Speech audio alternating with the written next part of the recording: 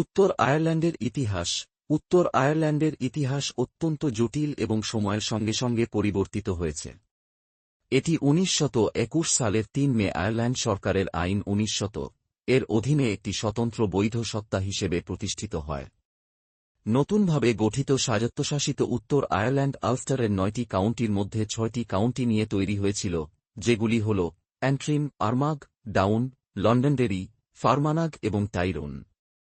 এই নতুন রাজনৈতিক সত্তার প্রতিষ্ঠার পেছনে উত্তর পূর্বাঞ্চলের ইউনিয়নবাদীদের সমর্থন ছিল, যারা যুক্তরাজ্যের সঙ্গে একীভূত থাকার পক্ষ ছিল। অন্যদিকে এখানে জাতীয়তাবাদীরা এই প্রতিষ্ঠানের বিরুদ্ধে বিদ্রোহী ছিল এবং তারা আয়ারল্যান্ডের পুরো দ্বীপের জন্য একটি একক স্বাধীন রাষ্ট্র প্রতিষ্ঠার দাবি করেছিল। ধর্মীয় দিক থেকে দেখা যায় যে উত্তর আয়ারল্যান্ডে কোনো রাষ্ট্রীয় ধর্ম নেই। এখানে বিভিন্ন ধর্মাবলম্বীদের বাস রয়েছে, বিশেষ করে খ্রিস্টানদের সংখ্যা তুলনামূলকভাবে বেশি।